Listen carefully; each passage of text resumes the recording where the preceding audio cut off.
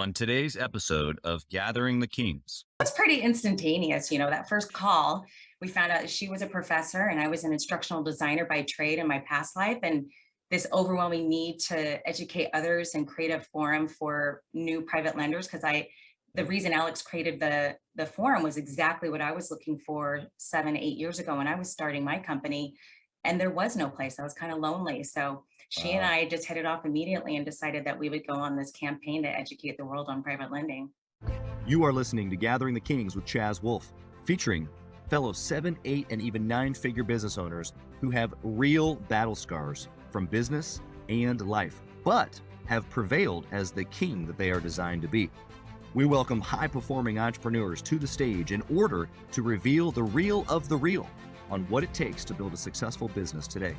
We dissect the good and bad decisions they've made along the way that give a true and accurate picture of the journey of success and how you too can get there. Through this dialogue, you will learn the value of growing your network and surrounding yourself with power players and kings like today's guest. Grab your pen and notebook because we're about to dive in. All right, everybody, I'm Chaz Wolfe back with you this week. I've got Alex Breshers and Beth Johnson. We got two queens on the Kings stage today. Ladies, welcome. How are you? Fantastic. Thank you for having us. Doing awesome. Thanks so much. Yeah, absolutely. Well, so this is a first. Having not only we like to have queens on the king stage. We'll talk about this in here in a second, but gathering the kings, it's not a masculine thing. It's a mindset, and so that's why you guys are here. We're anxious to hear your mindset, but having two queens on the same show, this is a first in Gathering the Kings history. So I'm super jacked. Ladies, tell us what kind of business that you have and what it is that you're up to. So we do a couple different things, but mainly we are very much about education in private lending, which is kind of basically playing the bank in real estate. Everybody played Monopoly as a kid. We're playing adult Monopoly, which is kind of fun. So we realized quickly, kind of during the pandemic, when the world kind of shut down, that there wasn't a community of private lenders. Like there's nowhere for us to kind of come together. Like there's landlord associations and there's, fix and flip groups on Facebook, but there wasn't anything for people like Beth and I to kind of come together and talk shop and what are you doing? What are you seeing? And, what do you do in this situation with this borrower? So we actually met through a Facebook group that I created during the pandemic. And we just kind of, we hit it off, and then we started writing a book together. And then, we met in person, like well after the book was pretty much done. We're like, oh, I'll fly out to Seattle. I guess we should meet in person since we're publishing a book together. Yeah. It was pretty instantaneous. That first call, we found out she was a professor and I was an instructional designer by trade in my past life. And this overwhelming need to educate others and create a forum for new private lenders. The reason Alex created the forum was exactly what I was looking for 7-8 years ago when I was starting my company, and there was no place. I was kind of lonely. So she and I just hit it off immediately and decided that we would go on this campaign to educate the world on private lending. That's awesome. And so a book is coming, it sounds like. It hasn't been launched yet, or it has? It has not been launched yet. It's coming out through Bigger Pockets, and it will be available on July 28th. Nice. What's the name of the book? You gotta give us the details here. Oh, Beth, you're going to have to do the name. It's called Lend to Live, Earn Hassle-Free Passive Income in Real Estate with Private Money Lending. There you go. Well, I cannot wait to dig into this conversation. But my question before we dig into your history, ladies, is this, and I want you both to answer this one. At this stage in the game, right? Because we only invite owners at the 7-figure level or above. And so you guys are queens in the business because of that. That's per our guidelines, if you will. My question is, at this stage, people see you, you're successful, you've made it. Well, why do you continue to push even now? For me, I'm a military spouse, and literally for the last 21 years, I've been called a dependent. That is what all military children, military spouses are referred to as dependents. And that bugs the crap out of me. So for me, I would like to be seen in my military spouse community or just the military affiliate community and say, look, she can do it as a military spouse who've moved 20 times in 21 years. Wow. If I can do it, anybody else can do it. Yeah, that's incredible. What about you, Beth? I think the same, having struggled through the challenges of being an accidental entrepreneur, not planning on getting into a business and kind of being force fed it, because when you're a private lender, you're probably one of the most popular people in the room, because everybody, in real estate needs private capital. And so it just came at me so hard and so fast. And I felt so lonely, especially as a woman in a predominantly male industry, that I just felt compelled to help create a space for others to not feel so lonely on their journey. Yeah, it's so incredible. I'm hearing, purpose in both of these. Obviously, that's what the question entails, but similar, but yet different. It's this like creating space for you, for people like you. Both, obviously, you guys are in like this deep need to educate or to help others. And so obviously that pushes you guys, which is really cool. So let's go back in the history a little bit. And as you guys have been building the business, I'm curious, like maybe how business started. You mentioned, Beth, like an accidental entrepreneur. Is there a story there? Like, help us understand how you got started. There's always a story. So I was freshly divorced. I was a single mother of two, doing some consulting in the tech industry. Just wanted to have some fun and re-engage in my life and really build up again emotionally and financially. I'd kind of starting from scratch. And I'd gone on a date with my now husband, who had been in the mortgage industry and done private lending and flipping in his past life. He's 10 years older, so he had some more experience under his belt. And we just kind of bonded over real estate and troubled relationships, really. And on one of the first dates, he brought up the term private money. Yeah. And I had done flips. I'd been a landlord before, but I never really heard that term. I'd never heard of hard money. I got loans from my parents. They were very kind and generous in doing so for us so that we could build generational wealth, but I didn't understand it. So I went back and Googled it, believe it or not. And when he said he wanted to start it back up again, I said, sure, I'll help you. I think I was pretty naive about that whole concept at the time, but it just kind of exploded into something I really wasn't prepared for. So yeah, that's awesome. Do you think that story, whether it's like the spouse or a partnership, sometimes like the relationship that you just described there, of kind of getting sucked in almost like accidentally, you wanted to, but like you were naive. You said, like, if you had known what you know now, would that have kept you, or would that have made you more hesitant, or what would you like, how that moment had been different? You know what I mean? Yeah, I mean, I'm learning to embrace the unknown. I think private lending, you sort of have to, because you're not going to know every variable there is on a deal or a borrower. And for a former recovering control freak like me, I've learned to accept that, so I don't think I would have done anything differently. I probably would have tried in vain to prepare better for it, but I just don't know if you really can. And at the time, there wasn't really any sort of resources that Alex and I are offering now to incoming private lenders who are on the same journey. And most of the people we talk to, I think Alex can tell you, because she's talked to dozens and dozens of private lenders across the country, they all have a similar story to me. They kind of just fell on it in happenstance. It wasn't really planned, unless you were going to start a private debt fund, which makes sense, right? And you were in the financial services industry.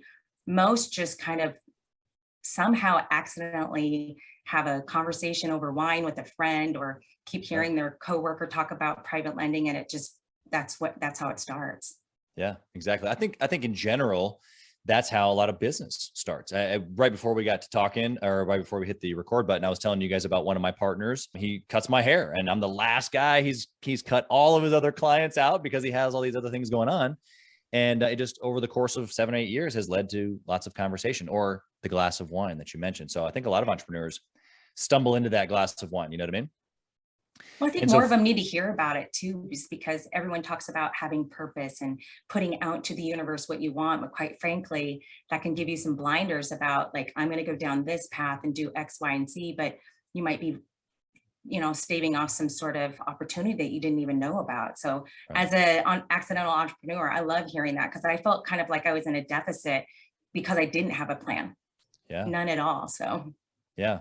What would you say, and either one, feel free to jump in here, but what would you say to the entrepreneur right now who's listening, and maybe that's part of why they're not growing, is because they're a little bit all over the place, right? A little bit in their own way, a little bit of no plan, or at least a feeling of no plan. What would you say to that person who's feeling that way now, that you've maybe once before felt, but have like the confidence now? What would you say?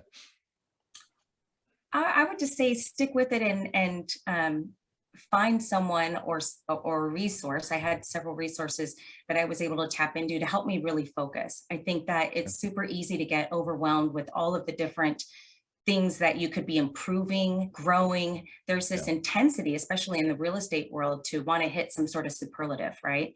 I want to get to 10x this, I want to get to 1,000 doors in 2 years. And so there's this applied pressure that's really self-imposed. Yeah. And so I think it's just trying to become a little bit more centered and focused on just dealing with one thing at a time. And what's that one single thing that can help propel your business to another level? And it doesn't have to be like a huge level, it could just be a small step, but we can often get overwhelmed. And I'm somebody that I've realized now, starting a business, I'm super high anxiety. Didn't really realize that before. I just thought I'd just call myself intense. And when I figure that out, I realize I do definitely have some limitations. You know, I'm a working mom and I have other priorities in my life too. So I have to give myself permission to say, I'm only going to do this small amount this one day or this month. And that's okay. And that's good enough for me. Yeah. Yeah. What a deep revelation, because I think a lot of entrepreneurs get stuck in being busy because of that. So they have this anxiety or this feeling of that I need to do more. And let's just be honest. Let's just put a pause on that for a second. A lot of entrepreneurs just need to do more. You know, they need to get more leads. They need to work more deals. They need to call more people. They need to do more. But for the folks that are doing, and they are doers, sometimes, like you're saying, it's actually to slow down, to be intentional about what you're spending time on, and not doing things for the sake of being busy, but for the sake of, is this thing moving me forward, or does it align with where I'm going, and does it help me get what I want? It's a hard thing to navigate. Go ahead. Yeah, Alex. I mean, it really is. I would say, to Beth's point, trying to hit those artificial markers, that's never been one of my markers. Like, I started all of this because I wanted passive income to get a horse. That sounds insanely stupid to other real estate people. They're like, why don't you just go out and buy a horse? I'm like, no, it's got to be paid for by passive income. Passive income. That's right. That's right. So it's really, you have to sit down and go, okay, what am I actually doing for, doing all this for? And then also something that I think a lot of entrepreneurs don't take into consideration at all is time commitment. They want to do all the things, but they don't necessarily have the time availability to do all the things. So they end up on this hamster wheel treadmill of busyness because they aren't saying a no enough, or they just keep adding to the to-do list, but they don't actually look and see if there's anyone else that could take over that item and take that off their to-do list and put it on somebody else's. Yeah, that's huge. Yeah, what I have found is that there's a stage of growing a business, especially at the beginning, to a certain period of time. There's no designated specific time, but there's this period of time where you have to say yes. It's yes, and then figure it out, right? Yes, figure it out. Yes to a podcast. Yes to this. Yes to a meeting. Yes to an event. Yeah, just yes, yes, yes, yes, yes. And you figure out the details. But at some point, to your 2 points there, you have to either begin removing things from your plate, and you can still say yes, and then eventually you have to start saying no, and with aggressiveness, like a fervent, like, no, this is my conviction. This is what I believe. These are the things that are important to me. So I have to make sure my calendar reflects what's important to me, or at least what I'm saying is important to me. Right. Yes. I have a metric I now call mental brain damage. So if somebody, instead of, like, what's the cash on cash return for this investment? My calculator is, how much mental brain damage is this opportunity going to cost me? Yeah, that's 100%. huge. That's huge. And so, like, I know that there's not like a formula, or maybe you do have a formula for that, but no. I wish. That would be great. Wouldn't it? But I'm just thinking from like an entrepreneur's perspective. Like, I know that and I'm leading this into some of my decision questions. And so, like, is this a formula, or at least like a thought of like, okay, when I'm considering a deal, I'm putting some certain, pieces in place, or some parameters, so that way, if it seems too complicated or seems too extra, then I'm just saying no. Is that kind of what you're saying? For me personally, it's really about how close does this align with what I'm trying to do and get to my goal.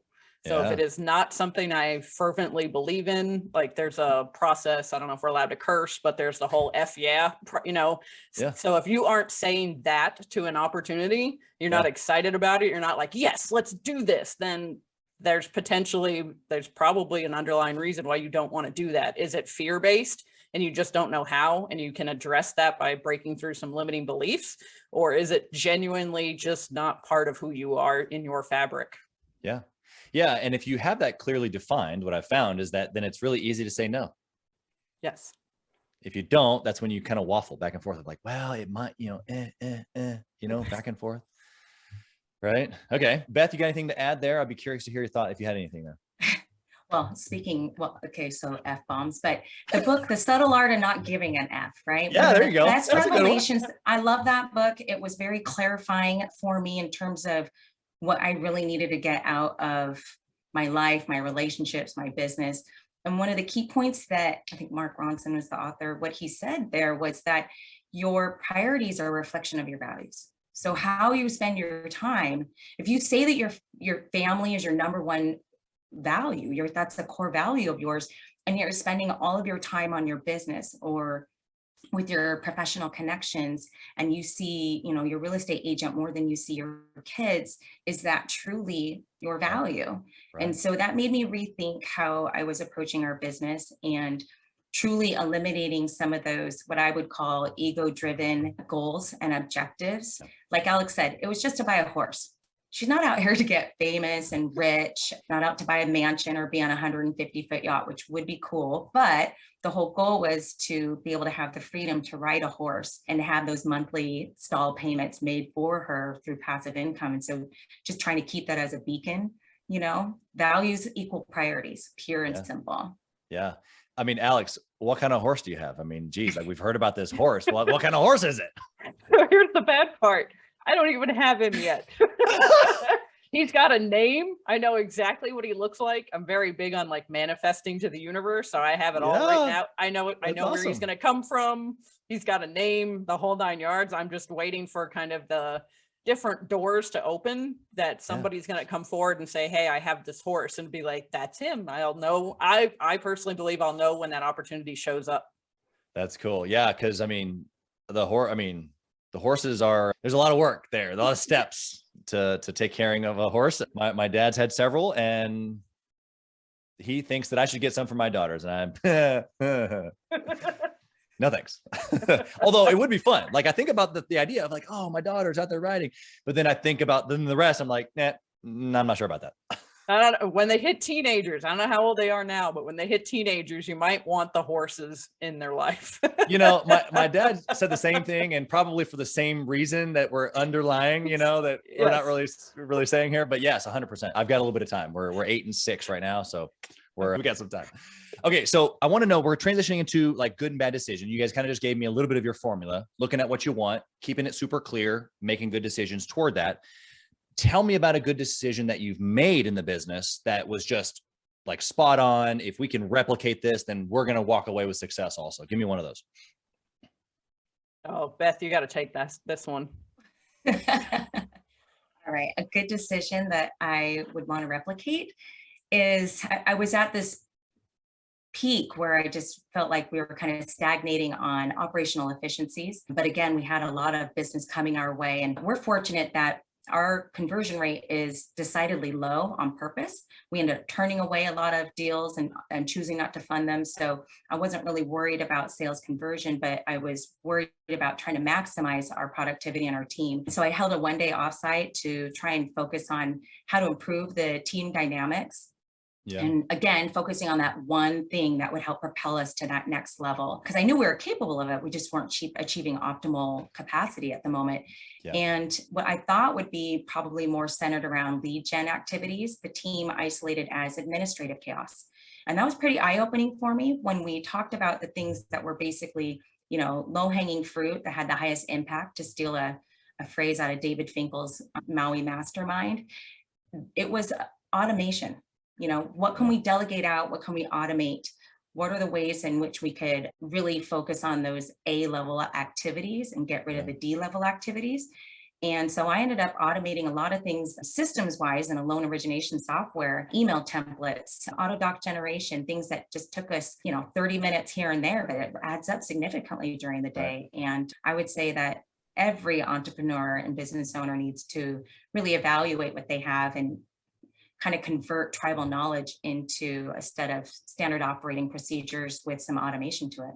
Yeah. So I'm actually heard two things that you said there. Of course, the automations and SOPs like that. We hear that a lot in building businesses. We need these things. But what I heard you say before that was that you took the time to have an offsite. You took the time to slow down in order to speed up. You were paying attention to your team. You were paying attention to your people. You were paying attention to the fact that there might have been things that they needed to say, but they needed space to say. And so I think that obviously that's what got you the result that you're referring to, but it sounds like the former piece there was just as important. You think that? Yeah, I mean, I spent nearly 20 years in the telecom and tech industry doing training and development, employee engagement. Every activity that I did was centered around human performance improvement. And so I think it really lent well to being in a situation where I had a lot of, headwinds at me as a business owner, but I knew how to address it. I learned early on that you have to slow down and pause in order to move forward quickly and more efficiently. And I think a lot, especially in the real estate industry, a lot of people don't come from the corporate world, and so they don't have that kind of experience in process definition, process documentation. For Alex and I, we are meant to be educators. That's what we were trained on. That's what our past lives were centered around. So it was a very easy transition for me to help to make those changes for my team. Absolutely. And I would say what the process Beth has described in my eyes is a process called 2-second lean. If you haven't read that book or listened to the book by Paul Akers, it's very much about efficiency. And actually part of their 2-second lean program is every employee in the business spends the first 30 minutes on the clock, the first 30 minutes finding some way to save themselves, the company, whatever, 2 seconds. It's 2 seconds a day. So whether that's like she was talking about making email templates or something like that. So it actually comes from Toyota. The Toyota factory does Kaizen. So the Americanized version is 2-second lean. And that's some of the background that I have, is doing the 2-second lean and kind of breeding that into the culture, which is what Beth is actually putting into action out there in Seattle. Yeah, that's incredible. Yeah, I think that it's a topic that a lot of entrepreneurs hear. And I don't know if anybody listening today is going, oh, I've never heard the idea of becoming more efficient, or automation, right? But the implementation of it is we're stuck in busyness and we're stuck in doing the things. And so we think I've done this 17 times now. I should fill in the blank. I should create an automation. I should get an email template, whatever. But we're in that moment right there. And we're just I got to get to the next thing. And so we don't. And so then therefore it comes up 17 more times again. And so we just get stuck, right? I want to flip the coin here for a bad decision. So tell me about something that came along the journey here that was almost, catastrophic to the business that you would warn us away from.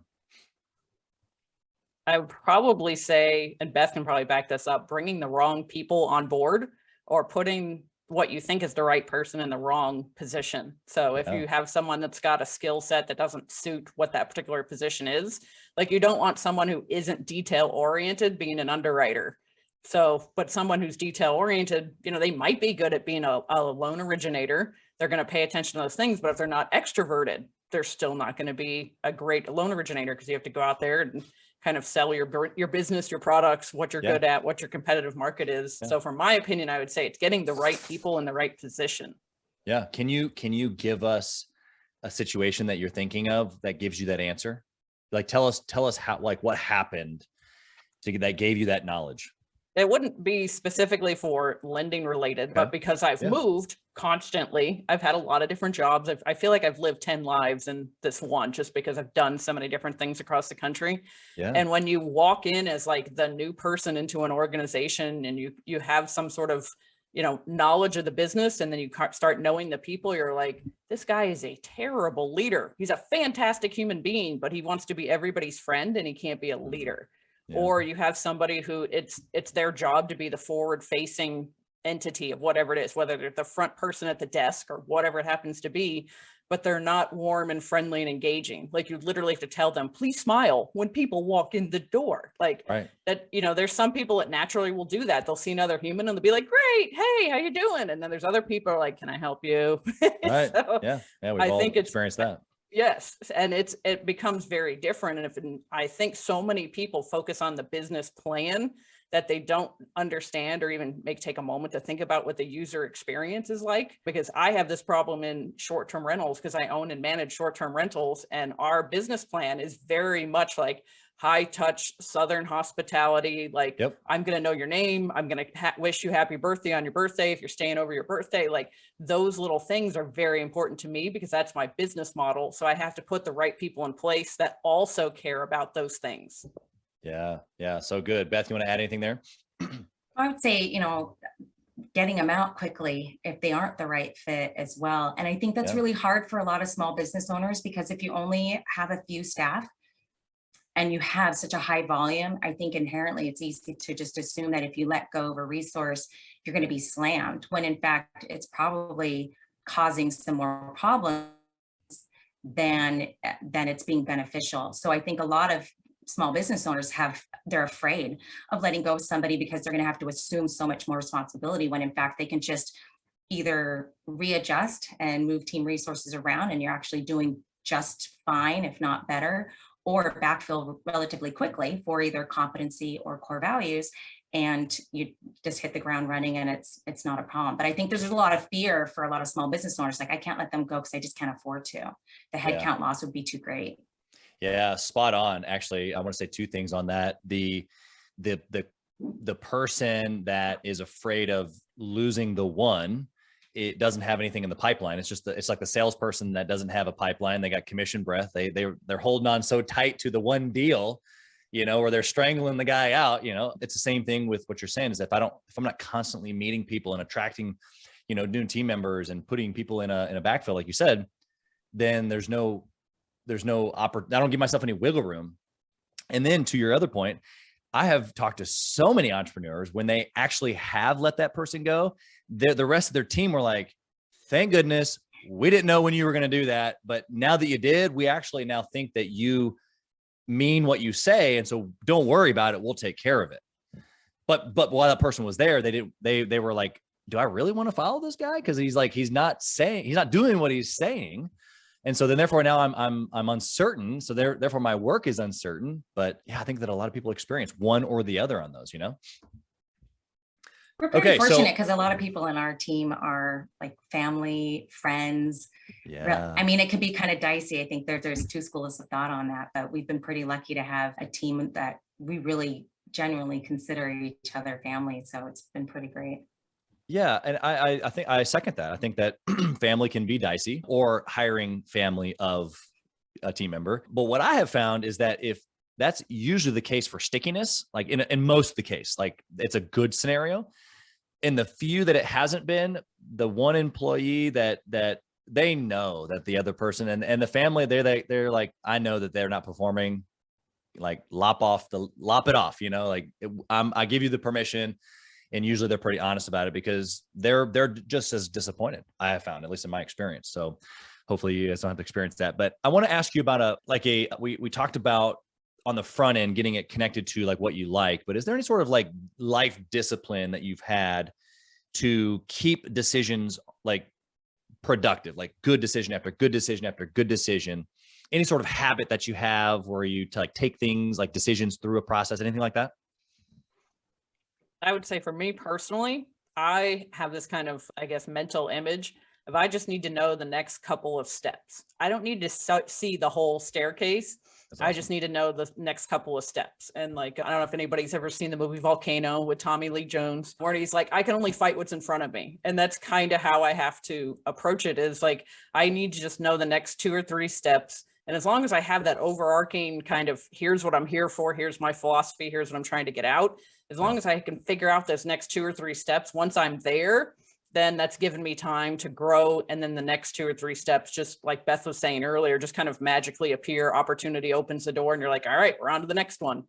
Do you feel like if someone's stuck too many steps further, that it's like analysis paralysis, they don't do anything, or they just kind of get stuck in their head maybe?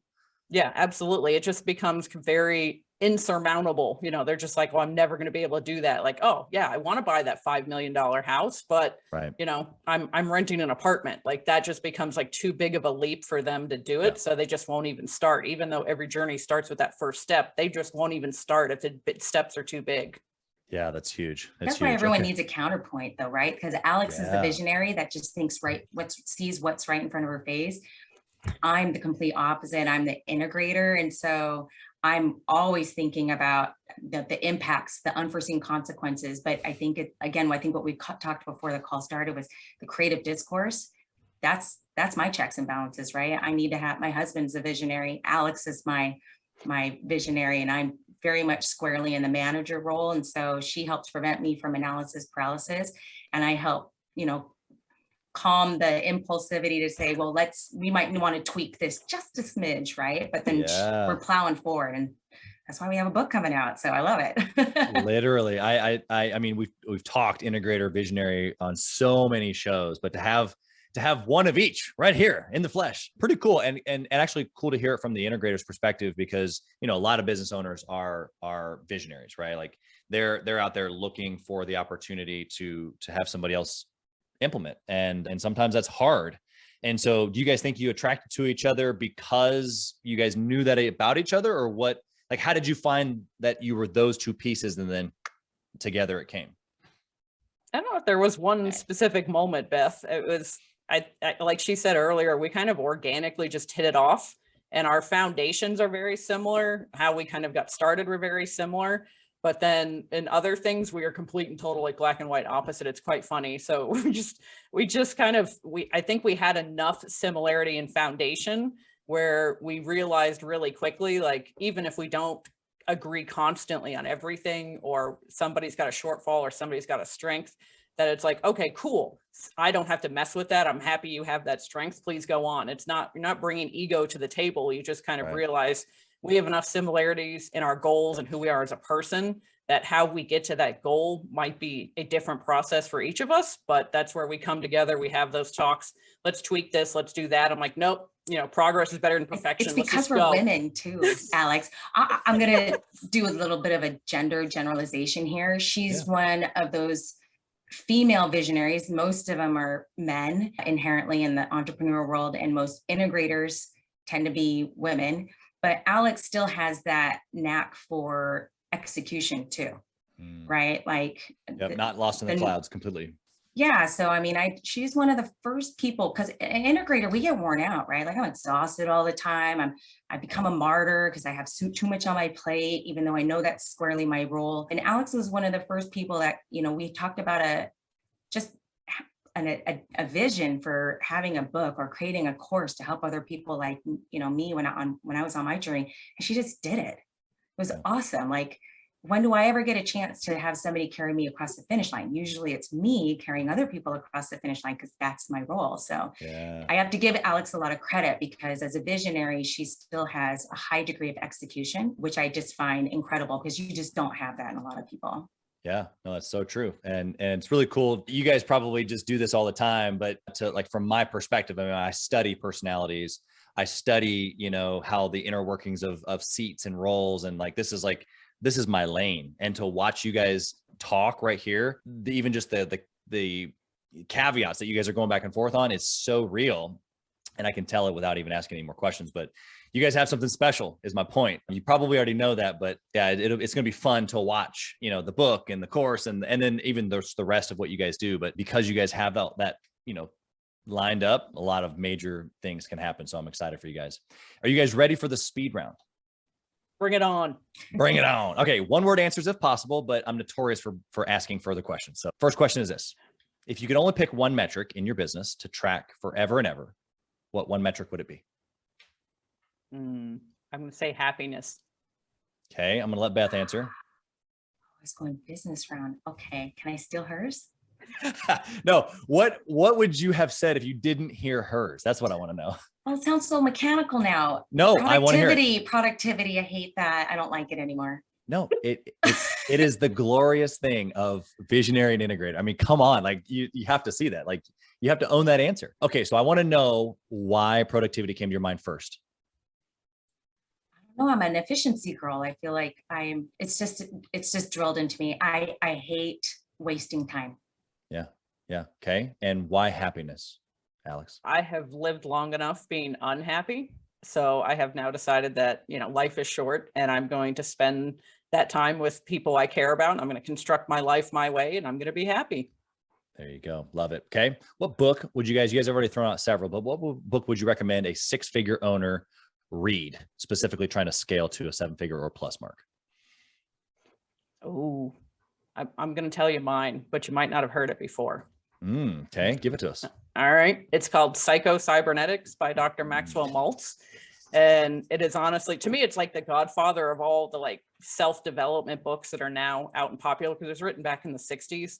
And my father actually made me read it when I was in high school. And I was like, this is the dumbest thing ever. And then I usually try to read it once a year now as an adult. But the reason I say that for business specifically is the main premise of the book is really kind of, I think now we call it fake it till you make it, but you're doing a lot of mental visualization.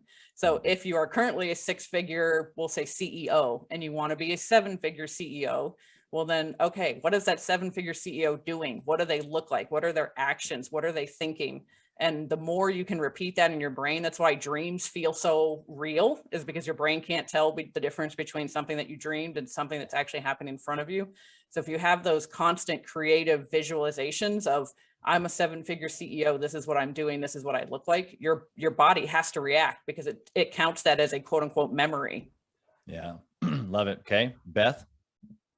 David Finkel's Scale. Okay, and why? Again, that's kind of the source of Maui Mastermind that has conceptually given me a lot of, I mean, I was part of EOA long time ago, was 6 figures trying to get to that entrepreneurs organization threshold of 1 million plus in gross revenue. Right. And I just feel like there's a lot of really great points in there to help you get to that next level. Love it. Okay.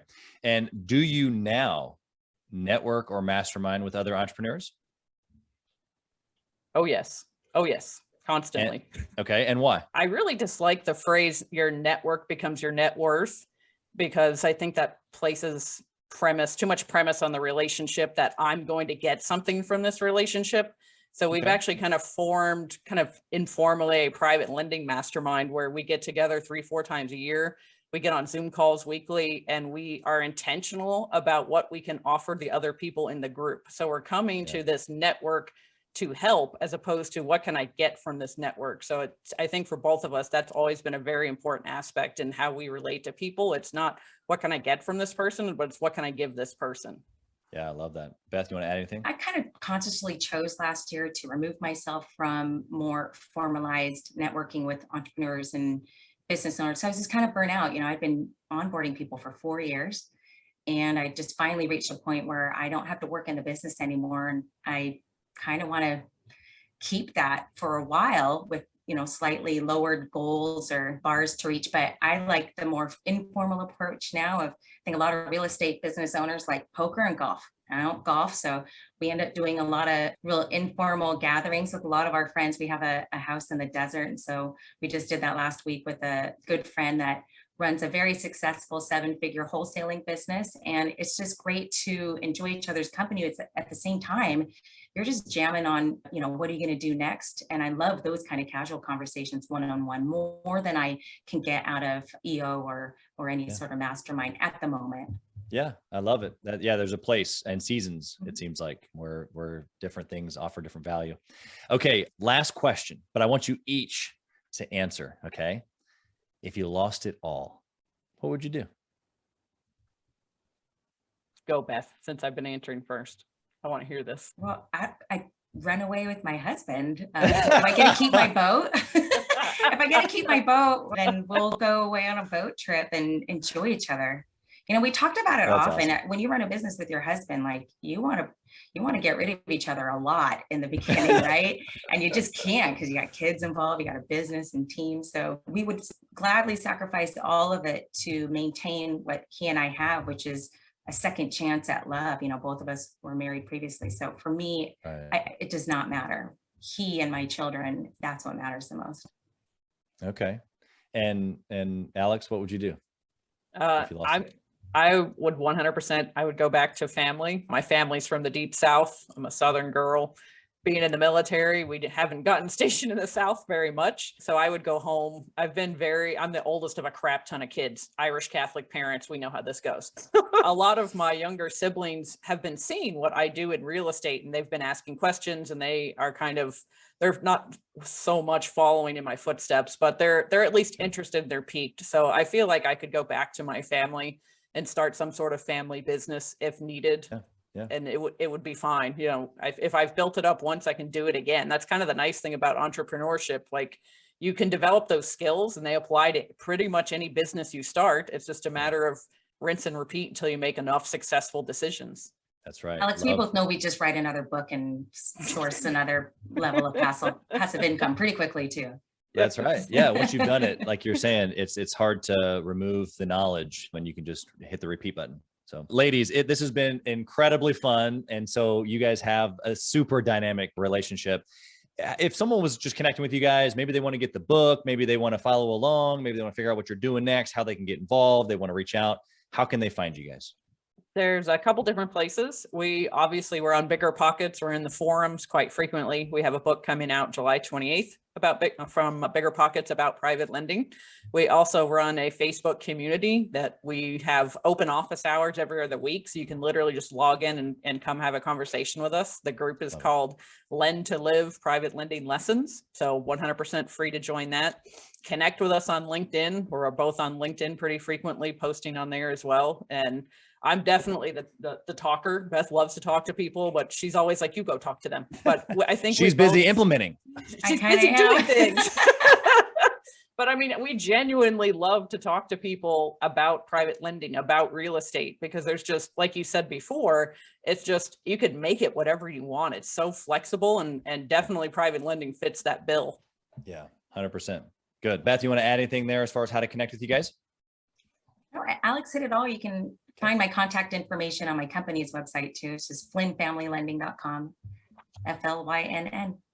Perfect. Okay, ladies, so incredible to meet you both and such value that you've given. I don't take lightly the almost hour that we've done this. Wow, with two people, it goes a little longer, but I think it was so worth it for the listeners to hear what you guys have been through and currently building right now. So thank you for inspiring us and giving us your time today. We appreciate it. Thank you. Thank you. Thank you for listening to Gathering the Kings today. I hope that you were able to pull out a few nuggets to go apply into your business right away. More importantly, though, I hope that you're realizing that it takes more to be successful than just being by yourself, doing it all on your own, carrying the weight all by yourself. What I have realized, not only in my own journey from multiple businesses and multiple different industries, and now interviewing literally over 200 or 300 other very successful 7, 8, and 9-figure business owners, is that it's tough to do it alone. And so Gathering the Kings literally exists to bring together successful entrepreneurs. In fact, we are putting together 1,000 kings, specifically who are grateful but not done.